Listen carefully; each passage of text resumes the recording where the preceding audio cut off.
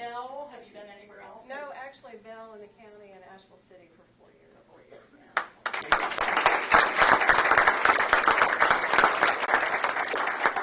And is Paula Moore from West Ponca here on the chance? Well, she's been with us for 10 years. So we'll salute her in absentia. Thank you, sir.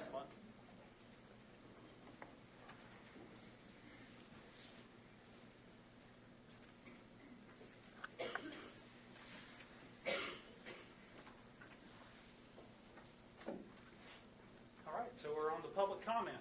I believe we have a few folks that have signed up for public comment. Here again, if you have not signed up and would like to make a public comment, please do so. In front of Ms. Blunt. Ms. Blunt, who do we have first? We have Carl Patterson, or no? Tatterjohn, sorry, sir. Thank you. I'm sorry, I'm too short. I'm also too short. I would like to remind everyone that you have 3 minutes, and I will let you know when 3 minutes is up. Thanks, sir.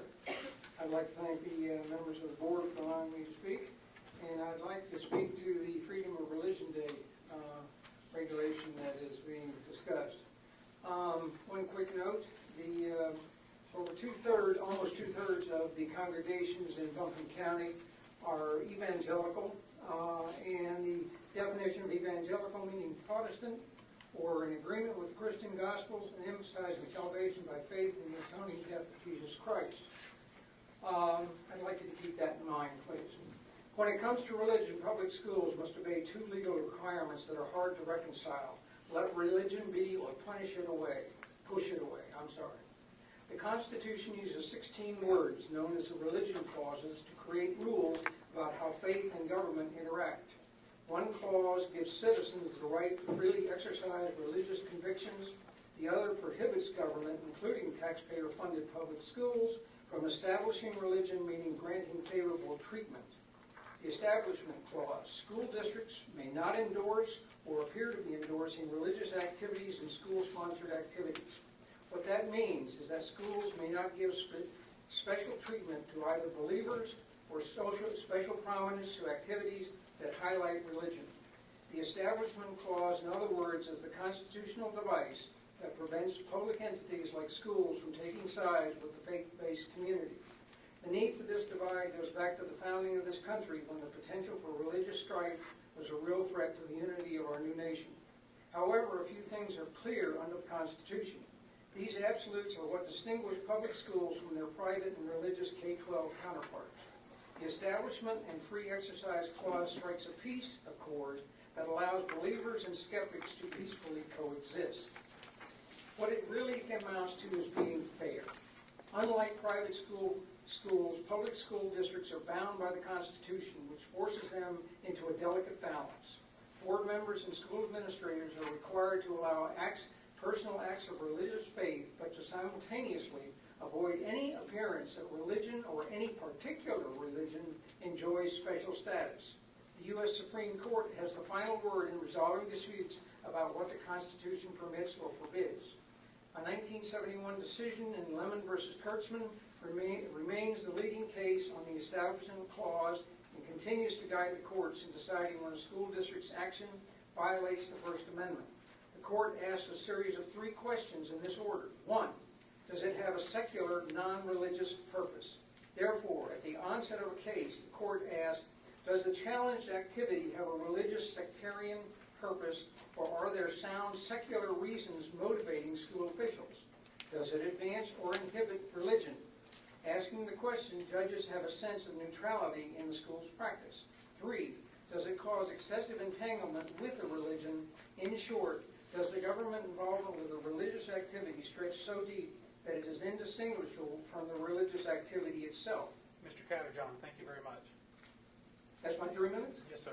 Thank you. Darrell Russell.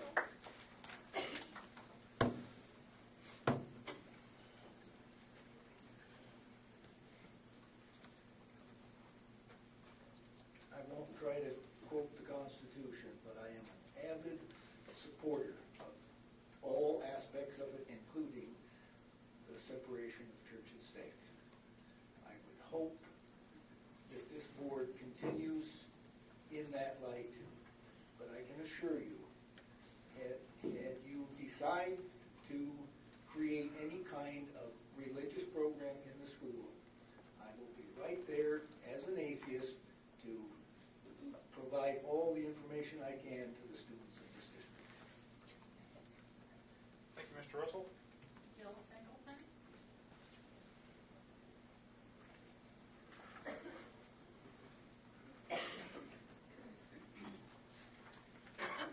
Mr. Baldwin and school board members, thank you for this allotted time that I have to speak with you. It's short and sweet. As you begin a new year, I urge you to keep your focus on the teachers and students of Buncombe County. They need you and your commitment to public education, and that's why we're all here. I've invested many years in the profession of teaching, and since retiring in 2010, I continued to watch the progress of Buncombe County schools. I often read a book to my students during the first week of school, and there was a recurring line in the book that said, if a thing's worth doing, it's worth doing well. And my students benefited from that first day in personal growth in their academics in the classroom. I use this story as a starting point for you tonight. The public classroom is a prime place for students to learn from each other and from the teachers. And students from different faiths, language, and culture create a learning environment that is capable of them problem solving throughout their lives. And they want adults to show them how to do that. And we owe it to these young lives to teach them to do it well. And they are looking to all educators, school staff, personnel, and it takes all of us to make a community of learners throughout the school. And they are looking to all of us to guide them through that education. So it's simple. I wanted to come tonight just to say to you, to step up, ladies and gentlemen, and do it well. Thank you, Ms. Sainsbury. Diane McIntyre.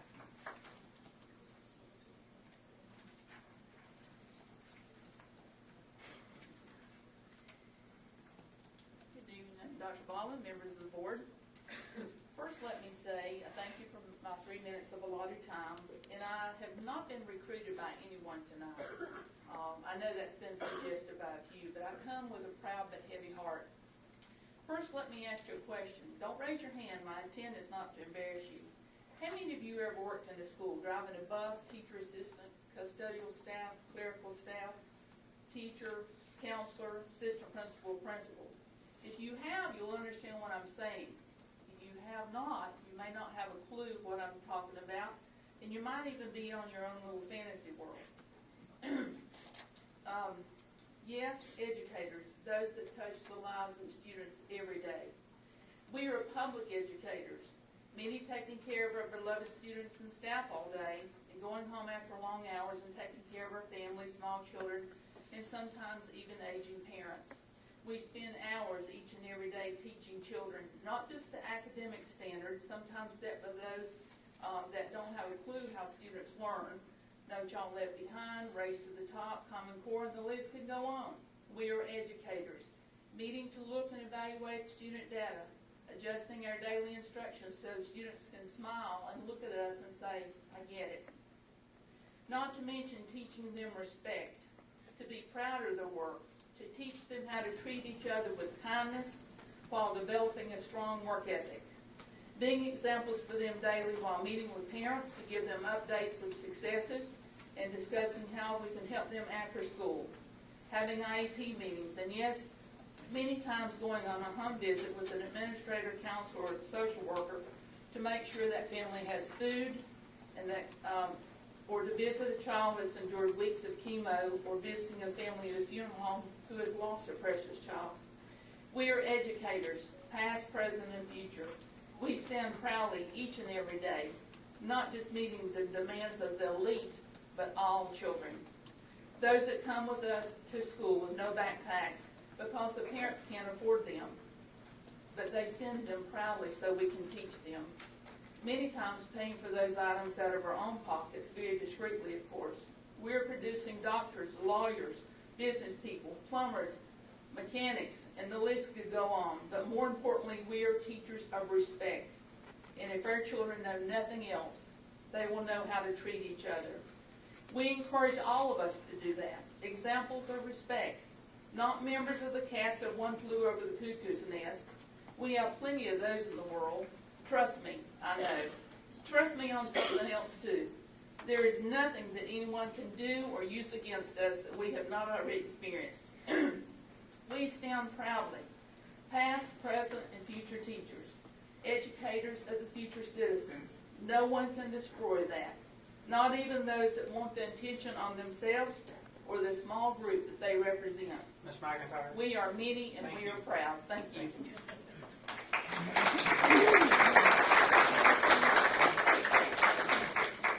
Marty Mann?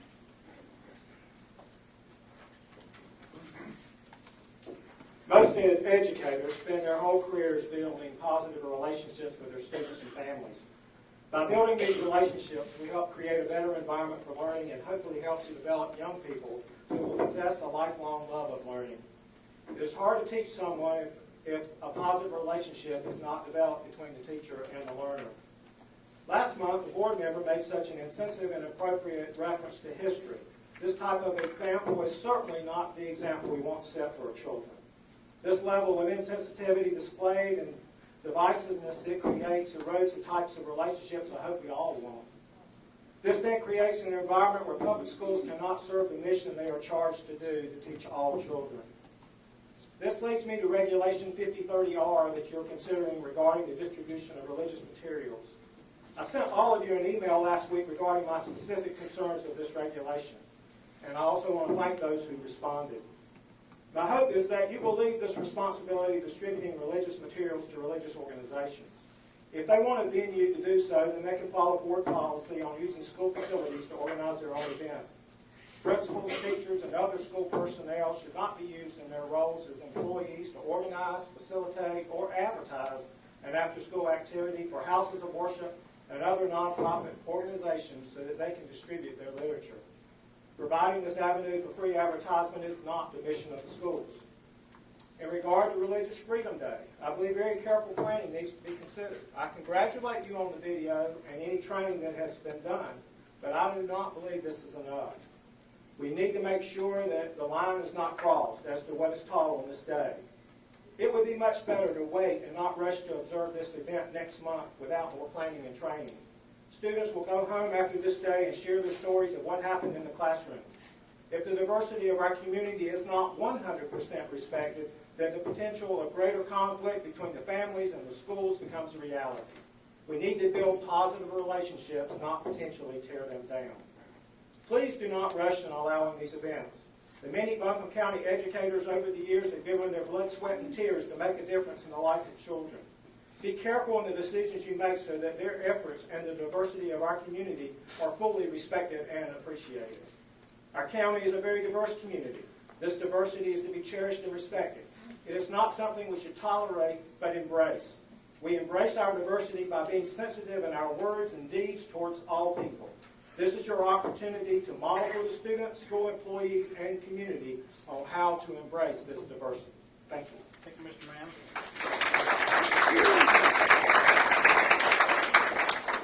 Ray Burke?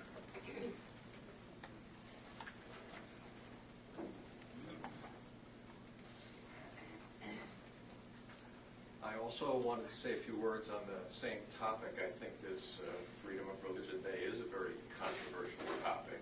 And to make it perhaps less controversial and more all-encompassing, perhaps the school board could consider giving it a different name. So I'm speaking on behalf of myself only tonight, but I was thinking as people were sworn in over the Bible tonight, and as I was sitting listening to some of the other comments, that it might be more appropriate to call it Freedom of Superstition Day. I think that gets you around the church-estate conflict, and if you look at the dictionary definition of the words superstition and cult, you'll see that most religious groups, if not all at least but one perhaps, are superstitious cult groups. And so it gives a more accurate understanding of what it is we're really representing rather than just saying religion. And that's all I have to say. Thank you, Mr. Burke. You're welcome. Carol Hallstrom.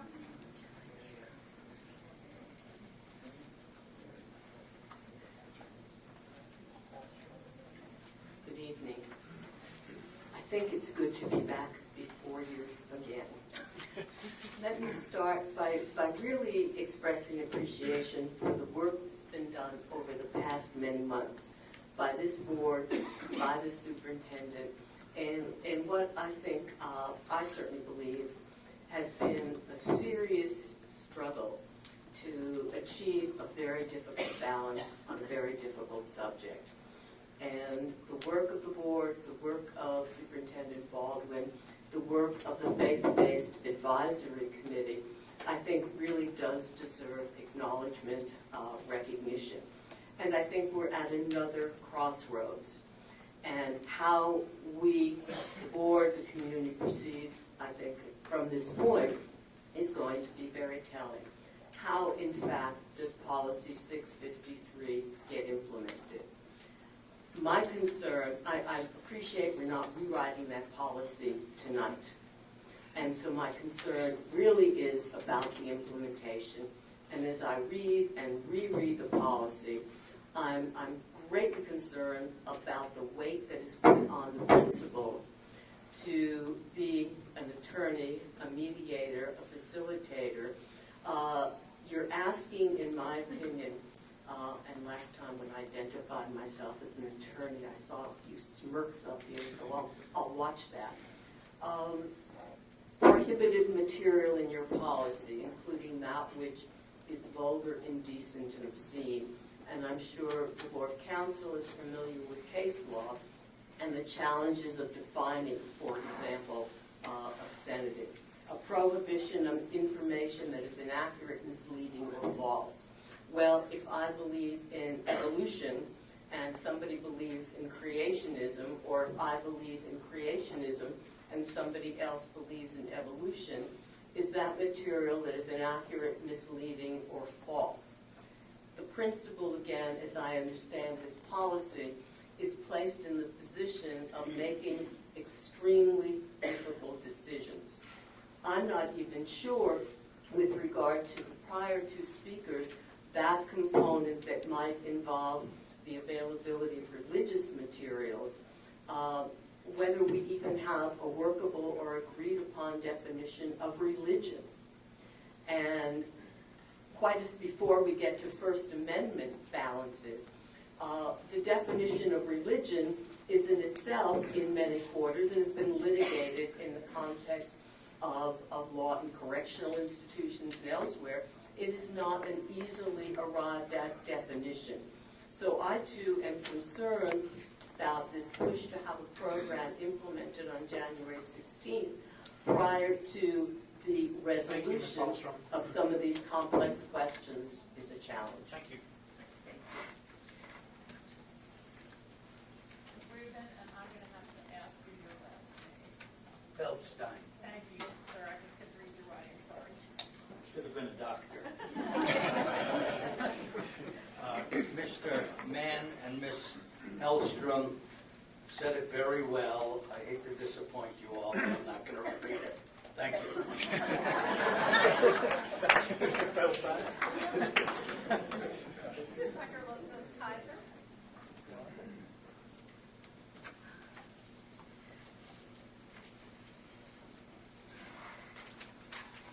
Thank you for hearing all points of view. I haven't decided myself personally whether I think it's a good way to implement the policy to have this kind of cafeteria-style presentation of materials in the schools. I leave that for your wisdom. I'm still pondering it. But I am very concerned that the points that were raised need to be addressed if and when you decide to do that, that before you hold such an event, these things need to be considered and clarified. And I personally, if such an event were to be held, would want to be represented there as a Quaker. As one of the historic peace churches, the Society of Friends encourages each individual to listen to what the light in their conscience tells them about the sanctity of human life and our participation in armed conflicts.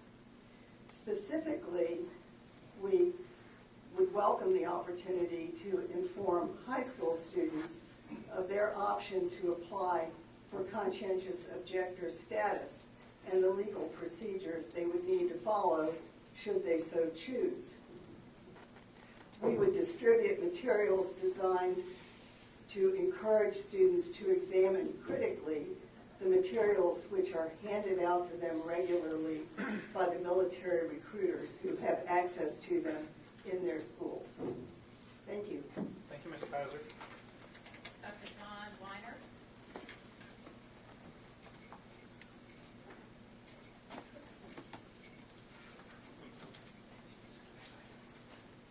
Well, good evening, and thank you for the 3 minutes. For those of you who don't know me, I have a disclosure. I'm the Dean of Math and Science at AV Tech. I've had a stellar career. I was a professor of cancer biology at Duke University and MD Anderson Cancer Center. I've been flown around the world to give talks on molecular biology, run workshops. I'd like to think that a discovery that I made in 1998-99 will save millions of women's lives who suffer from ovarian cancer. But none of that would have happened without teachers. I would never have thought in high school that I would have had a career like that. And so I'm here to kind of compliment and laud Tony and his staff for putting together the STEM High School. It was a privilege to be part of that committee. You did it in a wonderful way that allowed us to give our opinion. You didn't suppress anything. You just heard everything. You listened to everything. One of my favorite quotations is, and I collect quotations, is from a Supreme Court justice who said, get out in the middle of the stream of history and swim as fast as you can. That is what you have just done. There are lots of high schools and lots of school systems that don't do that, that don't show their students that there's opportunities. There are careers out there. We're entering the next 100 years of wonderful STEM careers. And I like to talk to any student who thinks differently or who's interested and would like to pursue that, send them to me. I also want to receive your students when they're done with their high school education here. I'd like them to be excellent in math, excellent in science, excellent in English, excellent in reading. But we want the best students that you have. We want you to encourage them to dream big, and then teach them the rigor of how to do that. Teachers have made a huge difference in my life in terms of mentorship, showing me how to do science, showing me the rigors of it, showing me the discipline of it. And so I would just like to say congratulations to you on the STEM school. You guys have done a wonderful job. Thank you, Dr. Weiner.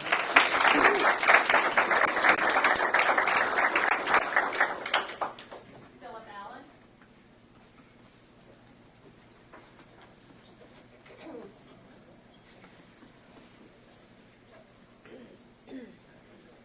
Good evening. Thank you.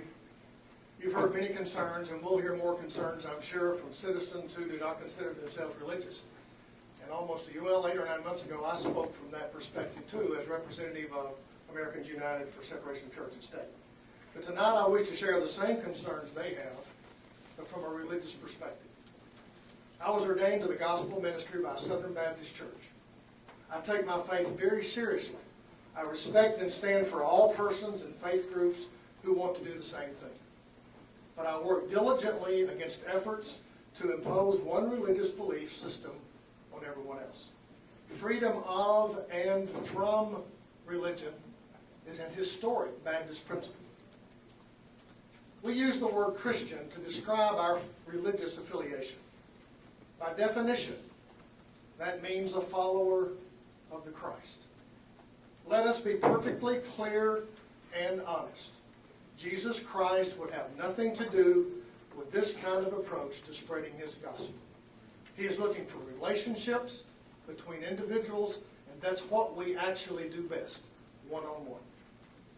This program that continues to be giving you a lot of attention, or you're giving a lot of attention to it, maybe unnecessarily, amounts to religious bullying, and the record needs to reflect loud and clear that the majority of Christians in this country do not approve, and in fact, strongly denounce this kind of behavior.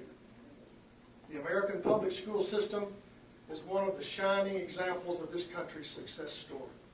But be assured, public education in our country is being attacked today like no other time in our nation's history. There are well-funded attempts to rewrite history and to advance an exclusionary agenda following one religious interpretation. I urge you to carefully consider whether or not you are allowing further cracks in the foundation of our public education system and democracy itself. Thank you for your time. Thank you, Mr. Allen. Bob Lang.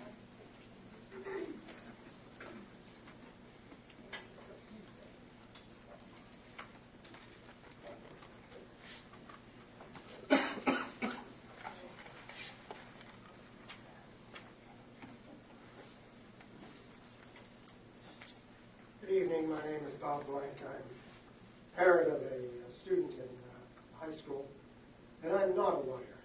I appreciate that fact several times. I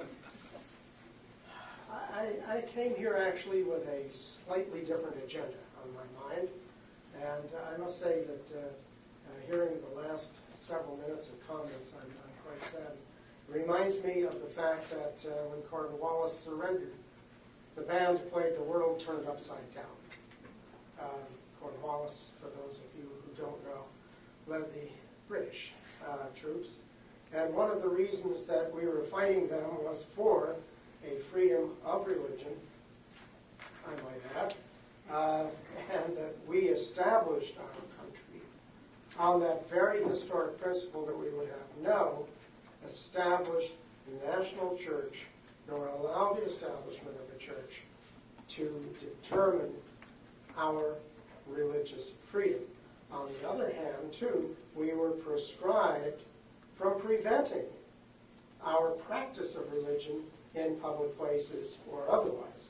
So I recommend that, and I'm sorry I didn't bring my pocket constitution with me today to particularly refer to those elements. However, having said that, I was actually brought here by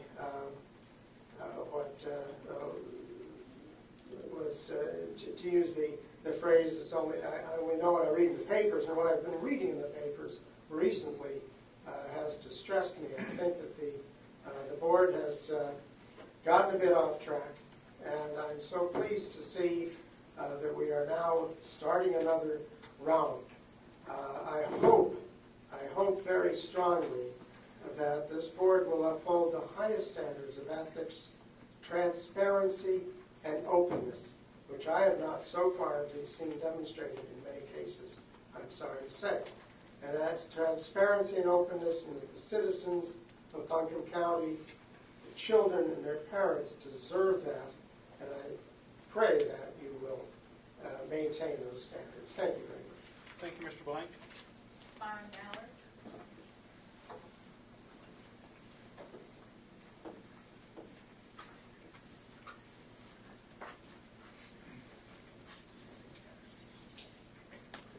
Hey y'all, Byron Ballard, Anchor High School class of 74, go Jets. Honestly, first I want to say thank you for the STEM program. As the proud aunt of a Georgia Tech graduate, I am so thrilled to hear what STEM stands for and to see this board and the system embrace that. Thank you, thank you. 12 months ago, as I said to some of you earlier, I would never have imagined that I would be spending so much time with you lovely people. And yet, here I am. I am grateful to all of you for the process we have endured in some cases, but have certainly worked through in that time. And I want to tell you something else about who I am. I'm a pagan. I am a Wiccan high priestess. I am the senior priestess at Mother Grove Goddess Temple. We have so many wonderful programs at our temple. We do, you see me knitting, I'm knitting all the time when I see you. We do a Warm Woolies program with Helpmate.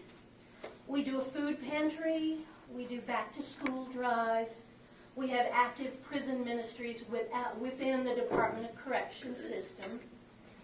And what we also have is a dynamic, nature-based curriculum for young people that we are so excited to be able to offer to the Buncombe County school students on the Religious Freedom Day. Thank you. Ms. Ballard?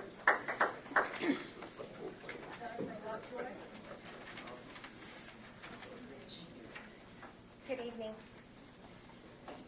My name is Jennifer Lovejoy and I reside in Fairview. I am president of the Carolina Secular Association, founder and president of Western North Carolina Humanists, chair for the North Carolina chapter of the Secular Coalition for America, and I am a mother. My children have been in the Buncombe County school system since elementary through middle and high schools.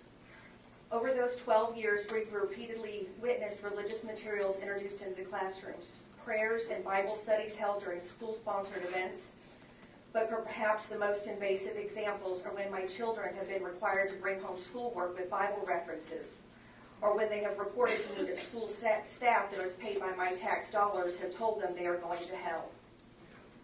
After all of this, we learned that the schools want to offer a so-called Religious Freedom Day, which in practice will translate into more proselytizing to non-Christian children and more invasion of religious privacy. True religious freedom already exists in our public schools. Any child can pray when he or she feels the need. Student-led religious groups can be formed without interference from school staff. Religious freedom also exists in the larger society as the number of churches, synagogues, and other houses of worship in our community make obvious. I believe in fair play. I believe in public schools that treat everyone equally, be they black, white, gay, straight, Republican, or Democrat, Christian or non-Christian. That is why I'm a proud American. The American values of freedom and fair play have made our nation great. So we Americans already have religious freedom, and our Constitution protects that by guaranteeing the separation of church and state. When church and state are separate, everyone is equal, both Christian and non-Christian, religious and non-religious. Nobody is a second-class citizen, and nobody has their religious privacy invaded. So I beg you, please do not allow this program into our schools. Thank you.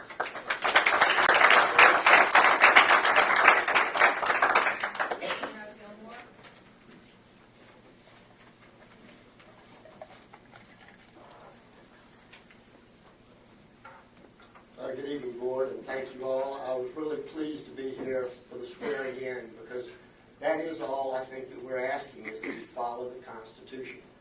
And I've got 3 children that have gone K through 12, one's still in the 11th, but they've had a wonderful experience and they've prepared them well for college, and I do appreciate that. In my work over the last 20 years, I'm the coordinator of Western North Carolina Citizens Ending Institutional Bigotry. We work with victims and targets of hate activity and monitor white supremacist and nudge institutions on diversity issues. And in those 20 years, I have dealt with literally scores of unconstitutional religious activity in the schools. And every time, once it gets up to you, or you, the lawyers, who know the Constitution, we've prevailed. But this week, despite all the training that was done about the religion policy, this week, a teacher in one of the schools obliged her students to gather materials for a very overtly evangelical ministry, one that often puts down other faiths. My point is, and we're going to work through that, and you're already helping with that, Tony, and I appreciate it. The point is that unless your policy is really clear, if it's mealy-mouthed, sort of making it sound like it would be okay to do this or that, there are going to be so many kids hurt by staff members who take it upon themselves to do these things. How could someone even think to do this after all that we went through in the spring? And it is that mentality that I think policy must try to create the systems in which that is less likely to occur.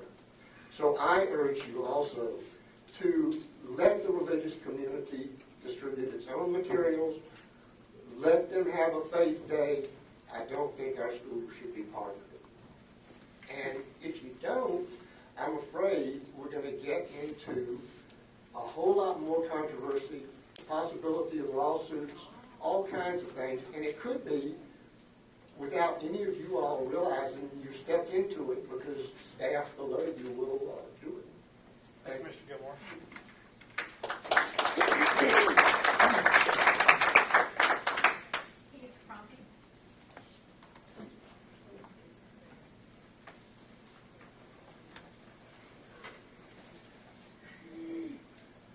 Good evening, Board. Thank you for allowing me time to make a comment. Before I get to my personal sentiment, I would like to echo my colleague from AV Tech.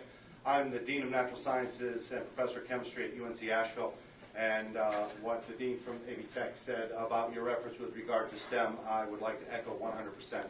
I really appreciate that. I'm here tonight to offer my personal support and endorsement of your efforts to form STEM High School, also to offer the University of North Carolina at Asheville's commitment and applause, first of all, for what you're doing and commitment to work with you and the rest of you and the teachers in your school district to do whatever we can to make this STEM high school initiative a success. I welcome the opportunity to participate in some of the earlier conversations, and in my 49 years of life, I've had the misfortune of watching this country's STEM efforts plummet to, and educational efforts plummet to an unacceptable and unhealthy level. I was born, fortunately, well, unfortunately, I guess, 2 days after JFK was assassinated, and but have vivid recollections of the great work that he did and encouraging us as citizens of this country to make a race to the moon and all of the wonderful things that we've benefited from that scientific endeavor. And many of the problems that this country and this planet is going to encounter in the decades to come are rooted in science and understanding of science and solving those problems. So I want to applaud you for the work. It's absolutely necessary in my opinion.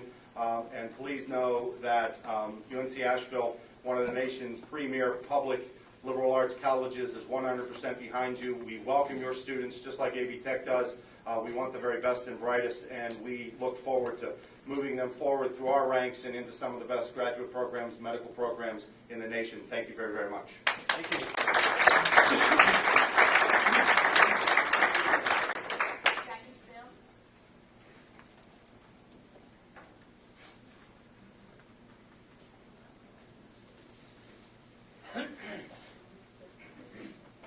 Good evening.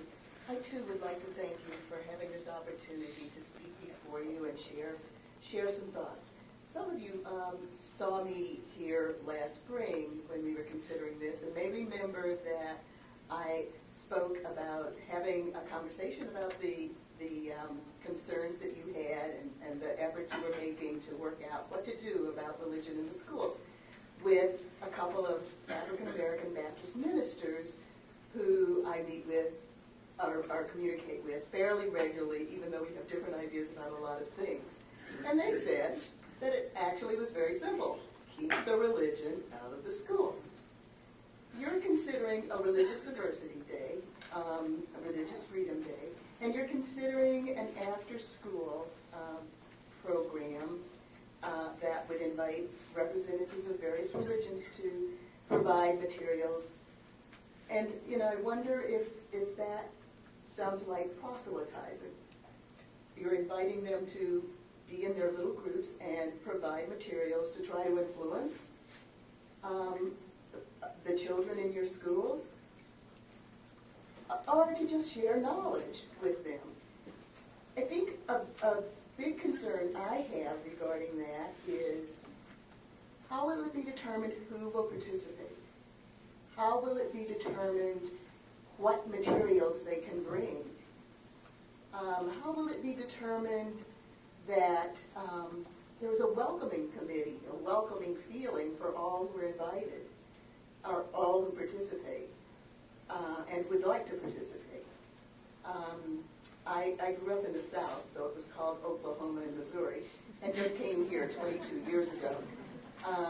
But you know, I have a feel for Southern hospitality and being welcoming.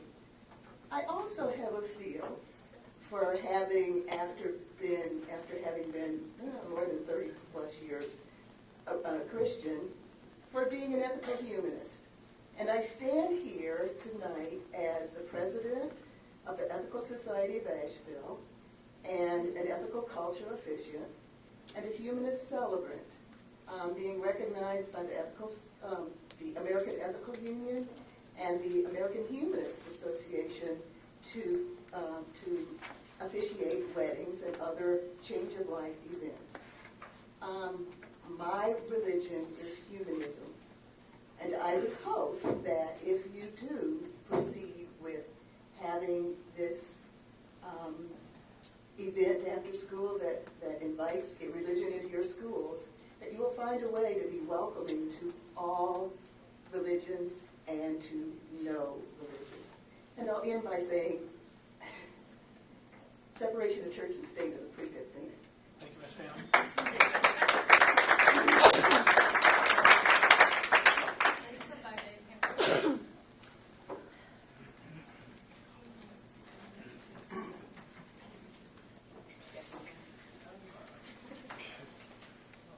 Sorry, I couldn't hear my name being called.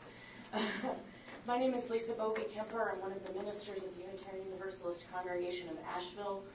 And I echo a number of the things that have been said today, particularly a concern about the position that this puts our administrators and faculty and staff in terms of the potential for implicitly endorsing, the appearance of endorsing one or another, and having to make that choice. I don't think that that's an important, I don't think it's an appropriate choice for our educators to make. I think they have a lot to do, and I think they're already really stretched. And I'd like to give them time and space to do the things we've already asked them to do.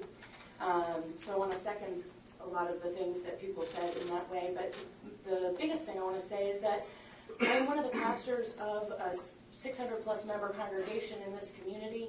We are all reading and studying all of the reports about how church is in decline and people's interest in being involved in religious community is changing and different, and we are all looking at the down slope of the mainline Protestant whatever, and we want people to come to our churches. I want people to come to my church. I believe I have a saving message to give, and I believe that it is my job to do that in places other than the school system. I think that somebody said something about one-on-one relationships, and that is what these conversations should be based on. And that is why I would hope that you would not approve this policy. Thank you. Thank you, Ms. Kemper. Scott Hollowell.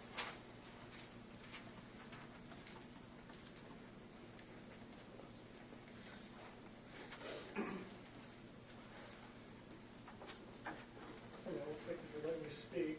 My name is Scott Hollowell, and I'm here to speak about the STEM school siting, not the STEM school itself. Okay, just the sensitive siting of that school. And I have grave concerns regarding the liability exposure that you, as individual board members and the community, could face, and how you may avoid those.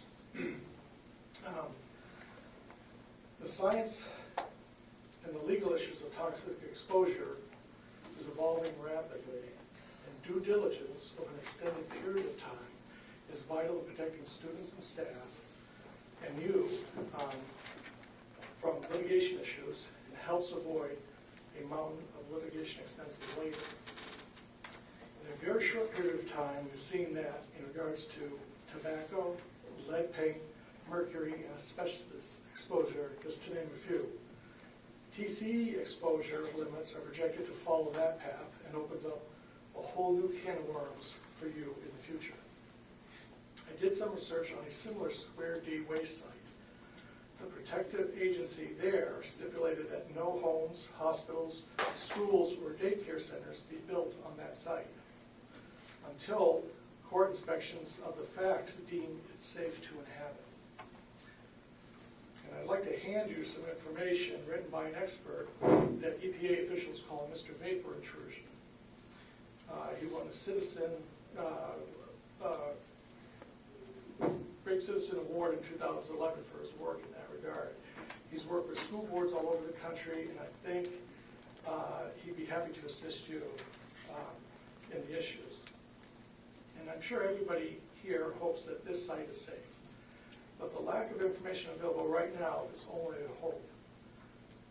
But if you believe without a doubt that you're ready to proceed with the school in this location, are you ready and willing to accept the personal, legal, and financial obligations that might arise from its placement here?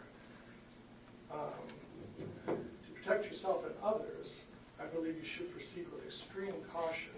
Employ the most thorough testing procedures possible.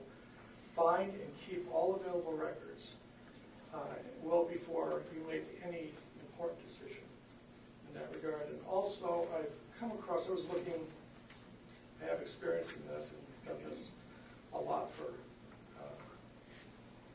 other people and organizations, but I was looking at the chain of custody reports in the testing. There's a problem with that. If I can talk to you in executive session, even if there's a lab person here, we may be able to clarify the issue, but it may require retesting. It's just that's the due diligence part that I'm trying to convey. I mean, I feel like I'm a fire alarm. It may be very annoying. Nobody likes to hear it, but that's its purpose. So Thank you, I Mr. hope you hear me Caldwell. in that regard. Thank you.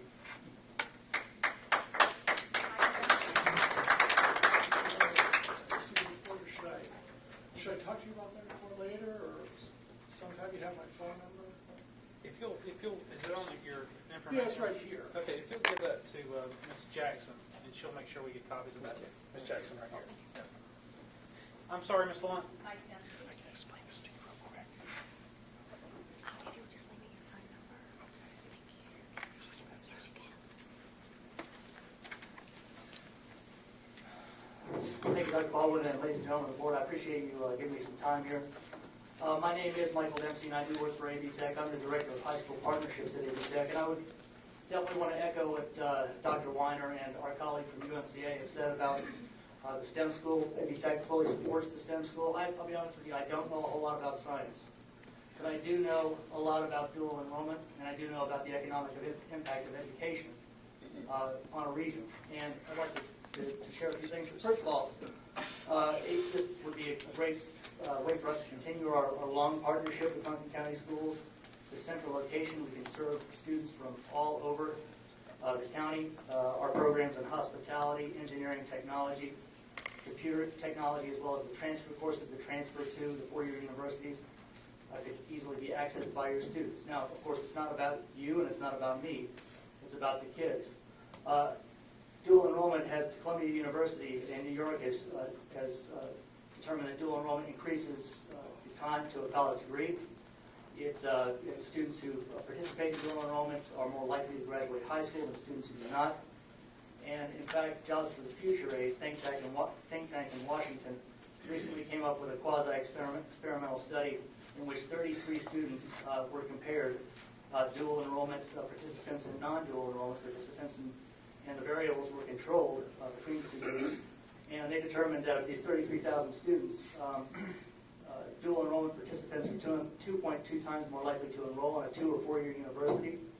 They are 2 times more likely to persist to a second year of college, and 1.7 times more likely to complete a college degree. Furthermore, families can save thousands of dollars by participating in dual enrollment because most of this is tuition free.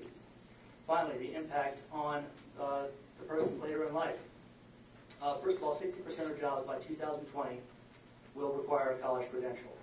And according to the U.S. Census Bureau, a student who completes an associate degree can expect to earn approximately $400,000 more in their lifetime than a student who only graduates high school. And that's just an associate degree. So I can't speak to the graduate level and the 4-year bachelor's degree, but obviously that would be exponentially higher. Finally, AV Tech has just received a grant from the National Science Foundation to promote gender equality in STEM. And those of you who may work in STEM know that women in STEM is a very low percentage. I think it's about 14% of STEM workers. And we have a grant. We're going to be working with people all over the region and hopefully with your schools to promote women in STEM. And finally, I'd like to say that this is just another step, another pathway for us to go down to help each other, help our region, educated citizens, and make sure that they have productive lives. Thank you very much. Thank you, Mr. Dempsey. Jim Wilma.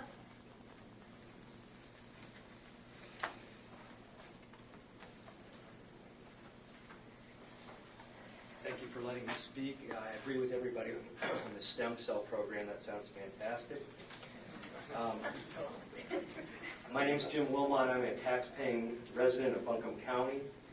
I am a former middle school science teacher. I'm the father of 2 grown sons and a grandfather of a 4-year-old. I am part of 20% of Americans that have no religious affiliation.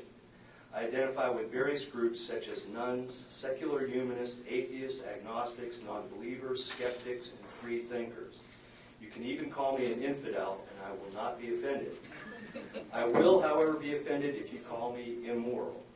Even though I do not believe in God, I believe in being good for goodness' sake because I am a member of the human race. Let me say that I share common ground with many people of faith who believe in the golden rule, do unto others what you would have them do to you. This is a pretty biblical idea, by the way. So I ask you, people of faith, would you appreciate having a Freedom from Religion Day where only people like me were able to present to your kids? No. Then don't do to me that which I would not do to you. This country, one of the founding principles of this country is e pluribus unum, out of many, one. And our founding fathers believed that our country was an inclusive country, not an exclusive country. And that is why they made, partly one of the reasons why they made the First Amendment, not the second or the third. The first item of the Bill of Rights is Congress shall make no law respecting an establishment of religion or prohibiting the free exercise thereof. When a public school system, which is paid for by the taxes of U.S. citizens and therefore considered to be a government institution, endorses the participation of religious groups in public education, during the day when it is time for instruction, it is helping to establish religion. This should not happen, and I hope this idea for a Freedom of Religion Day in public schools is seen as a clear violation of separation of church and state. One more point. A very devout friend of mine has a bumper sticker which speaks very succinctly to this issue. Separation of church and state is good for both. Let us keep religious education in the religious schools, in the home, and the church. Let us teach our public school students to be intelligent and moral citizens without the involvement or tacit endorsement of religious institutions. Thank you. Thank you, Mr.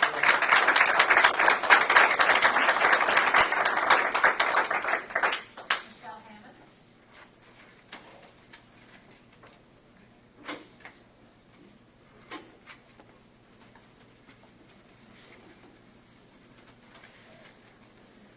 Good evening, Dr. Baldwin, Chairman Reinhardt, members of the board. I think you're still chairman tonight, right? First of all, I want to talk about the STEM program. I sat here for 2 hours this afternoon and listened and saw some very exciting possibilities that are going to enhance our students' education, and I think there's just a lot of tremendously good things that can come out of that after you work out all the details, so that's really exciting. But that's not the main reason I'm here tonight. The main reason I'm here tonight is because I have some questions regarding policy 5030. First of all, I want to commend you, board members, and Dr. Baldwin for your diligence in teaching the whole child and addressing the fact that students' religious beliefs or the lack thereof still come into play when they walk in the school door. And teaching the whole child, you address what students believe and incorporate that and not ignore that that is a part of who they are. They don't drop their religion just because they come inside the schools. In previous discussion, Dr. Baldwin's initial proposal regarding the observance of Religious Freedom Day included incorporating age-appropriate curricular activities across the county on January 16th or another designated day. Each year, since 1993, the President declares January 16th to be Religious Freedom Day, and as in 2005, calls upon Americans to observe this day through appropriate events and activities in homes, schools, and places of worship. The day is the anniversary of the passage in 1786 of the Virginia Statute on Religious Freedom. Educators and administrators should not fear that acknowledging Religious Freedom Day means the school create a parade of religions represented in the community. Religious Freedom Day is not celebrate our Diversity Day. Freedom means the freedom to respectfully disagree. Religious Freedom Day is first and foremost a time to acknowledge one of our most important civil liberties. Religious Freedom Day promotes students' freedom of religious expression. Schools that do this are not promoting religion, but are promoting civil liberties. The main message students need to hear is that they should not feel inhibited to express their beliefs at school. My first question would be about Policy 5030. How does Religious Freedom Day fit into this policy, or will it have a policy of its own? Another question I have about this policy. This policy addresses high schools only. In previous discussions, middle school involvement has been touched upon. What do you see as the timeline for including those students? Do you plan to readdress this after implementation of high schools this year? And last month, the board members expressed concern over adding an additional event for principals to oversee. Because of that concern, it was discussed that this event be in conjunction with an open house. This policy reads as though this would be a standalone event, creating an increased workload for principals and staff. Would this decision be left to the discretion of the principal, or will this event be a set day for each school? I appreciate you addressing these questions in your discussion of Policy 5030. I will also email a copy of these to each of you. I ask that you consider them before finalizing this policy. I appreciate your time. Thank you, Ms. Hammond. James Adams.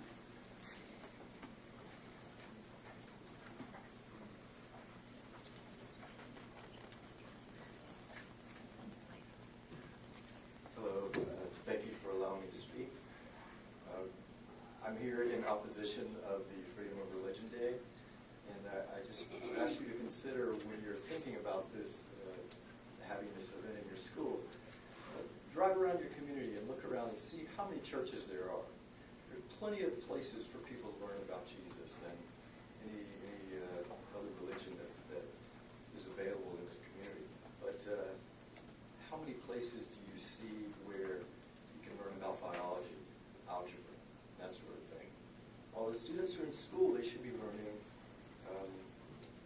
they should be learning about non-religious things. This is a separation of church and state issue, and I wish you would bear that in mind when you deliberate these issues. That's it. Thank you. Thank you, Mr. Adams. Elizabeth Kearney.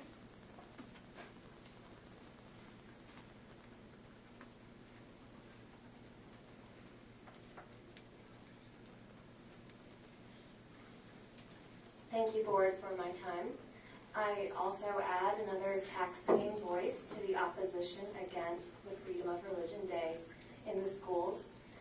I oppose any school time, after school time, school resources going toward a Freedom of Religion Day.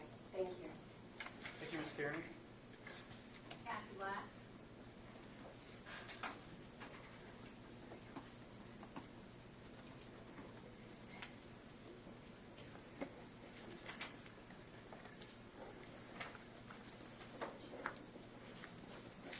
I'm Kathy Lack. I'm from Provinceville, and I wanted to talk a little bit about another part of the First Amendment, the free speech.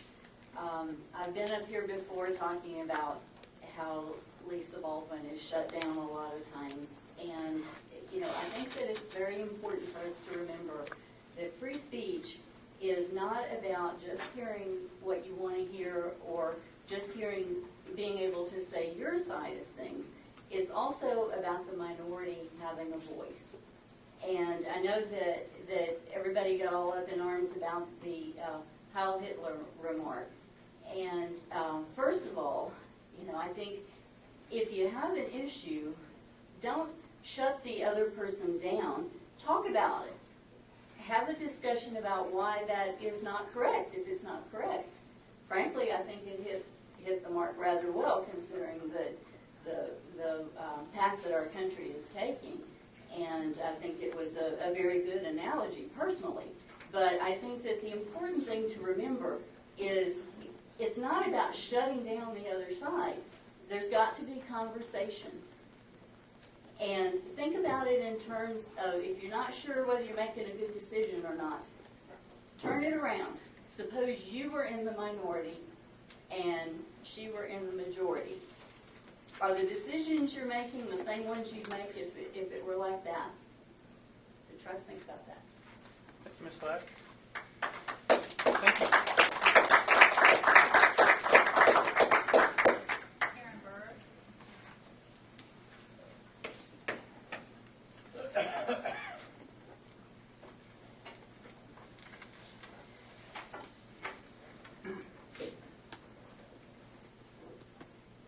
Dr. Baldwin, Chairman Reinhardt, members of the board.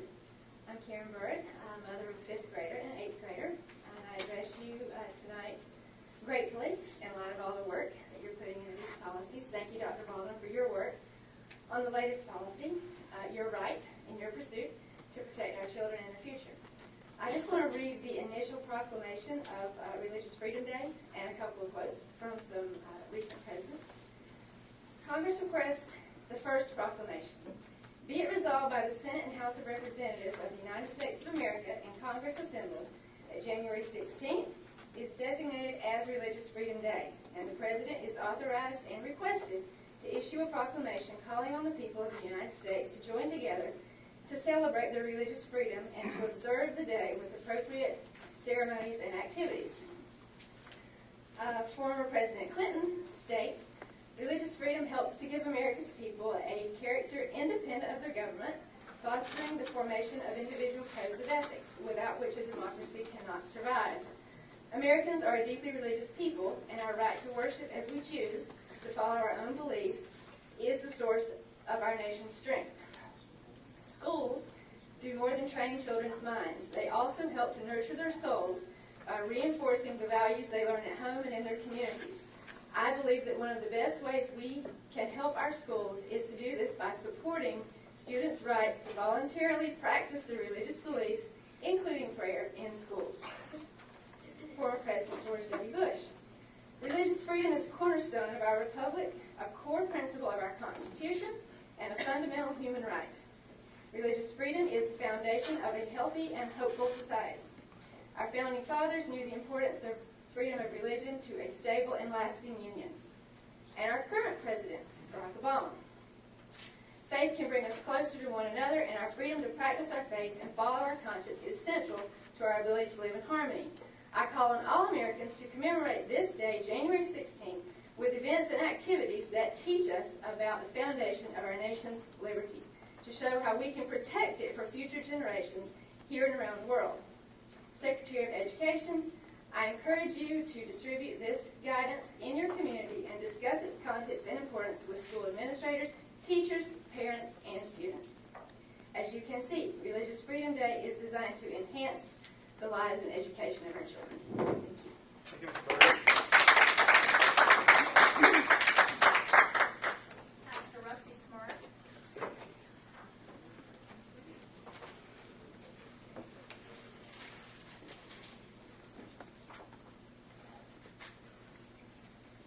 Well, I wasn't planning on speaking, but it's hard to keep a preacher back. Welcome to the board. I'm not Baptist. I've got family and friends that are, and they believe in Jesus Christ is the only way. And that's all I'll say about that. But in December, we started this journey. My son's school, they distributed, or they didn't distribute, but they allowed Bibles. If a child wanted one, they could go and pick one up if they so choose. My child was not made aware of that. He did not get one. Should I be offended of that? No.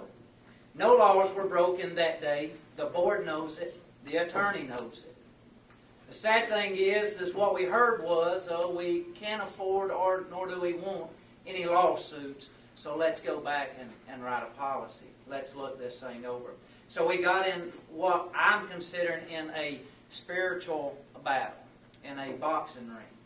If you want to know the score, it would be the school board 11, because we've had 11 months of this, Citizens 0. My hope is that this newly elected board and the re-elected board will step up and follow all laws, even if it is a threat of a lawsuit. It's time that we stand up for what is right. I'm afraid that what we're teaching our kids in this ongoing 11-month process is that if we don't like something because it goes against what we believe, that we can complain and throw the word lawsuit around, and we will go back and look at our policies again. I'm afraid we've spent way too much time. I know this is important. I know that this is vital. But I'm afraid we've spent too much time on something that where no laws were broken.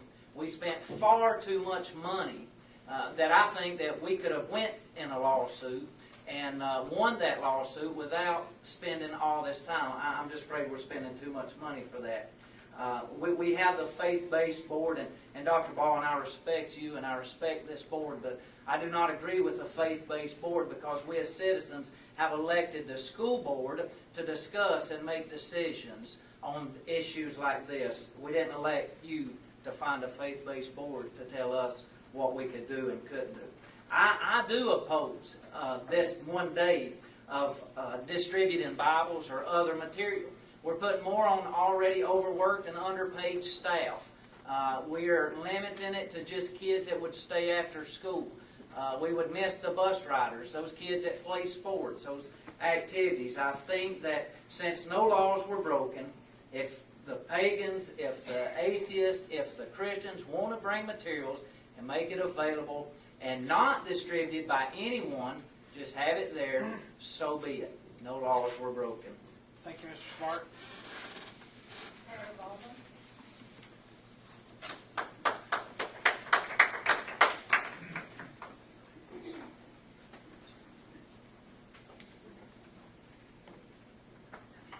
Chairman Reinhardt, members of the board. My name is Taylor Baldwin. I'm a teacher at A.C. Reynolds High School. Tonight I'm addressing comments made in public session during the previous board meeting. It identified myself as an employee. It is in my opinion that those comments left the perception that employees such as myself have been hired as a result of nepotism. It is in my intent not to only refute this misconception regarding me, but to represent other employees, current and future, that have family in the Buncombe County school system. I was hired based on my qualifications, not who I know or who I'm related to. I'm providing each board member documentation that includes proof of my licensure, administrative observations, and a letter from Dr. Lambert, principal of A.C. Reynolds, when I was hired. You will note that my degree is in technology education. I received my diploma and training from NC State University. And as Dr. Lambert verifies, I was fully licensed and highly qualified to teach the courses I was assigned. I believe that it is also important to recognize that I was hired within the field of career technical education. That represents a high percentage of lateral entry candidates. As I'm sure you're aware, lateral entry teachers are hired with the expectation that licensure will be obtained at a later date. In addition, I am proud to say, in an effort to enhance student learning, not only in Buncombe County, but in the surrounding counties, I've had the opportunity to lead professional development to my peers in related curriculum areas. In closing, I want to thank you for taking the time to review this documentation and hopefully realize that the employment of a teacher related to an employee in the school system should not automatically be linked to nepotism. Referencing a specific employee in public session likewise is wrong and has a potential to cast a shadow on a profession's decision to dedicate a career to teaching and legitimate degree obtained in the field of education. Thank you.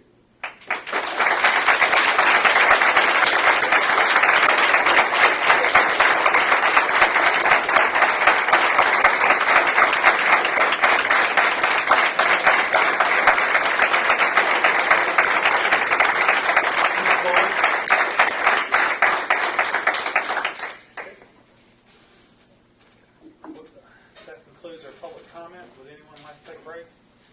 Yes. All right, let's take a 10-minute break. We'll start back at around 8:15.